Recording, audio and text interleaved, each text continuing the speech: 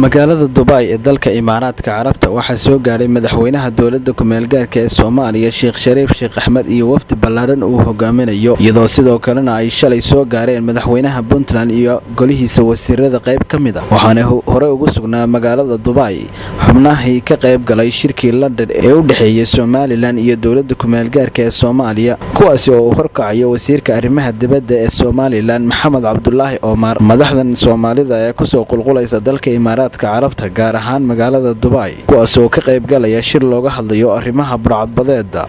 waxaana shirkaasi ka qayb galaya beesha caalamka iyadoo si weyn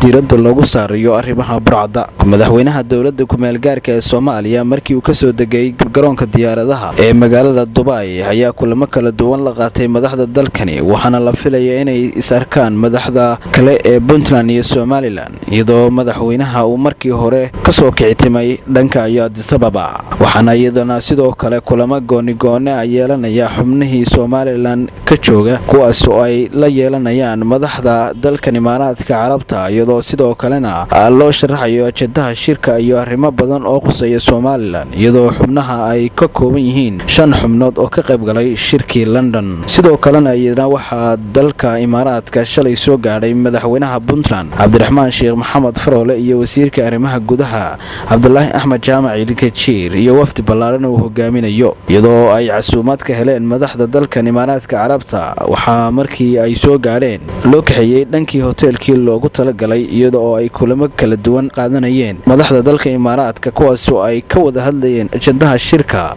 iyo qodobada looga hadlayo maadaama ay Puntland tahay meesha ay ka qowleystaan burcadbadeeda kuwaas oo si weyn diiradda loo saarayo isla markaasina ay beesha caalamku ka soo qayb galayso shirkan looga hadlayo arrimaha burcadbadeeda dhanka kale waxaa galabta la sugayaa madaxweynaha Somaliland Axmed Siilaanyo iyo wafdi ballaaran uu hogaaminayo kuwaas oo la filayo in ay is arkaan madaxweyne Sheekh Shariif Sheekh Axmed oo la doonayo inay wada saxiixaan qodobadii dhowrka ah ee ka soo baxay wajigii hore ee shirkii London ee Somaliland iyo dowladda ku-meel gaarka ay isku arkeen xubnihii ka kala socday waxaana la filayaa saacadaha soo socda in madaxweyne Siilaanyo uu ka soo dego iyadoo ay ku weheliyaan madaxweynihii hore ee dowladda Somaliland Daahir Riyaale Kaahin iyo xubno wasiir ah isla markaasina ay doonayaan inay la kulmaan Sheekh Shariif Sheekh Axmed waxaa magaalada Dubai ku sugan madaxda sare ee Soomaaliya iyadoo ugu horeeyo Sheekh Shariif Sheekh Axmed madaxweynaha dowladda ku-meel gaarka ee Soomaaliya Puntland Somaliland iyo qaar kale oo la filayo inay soo galaan kuwaas oo lagu heshiisiinayo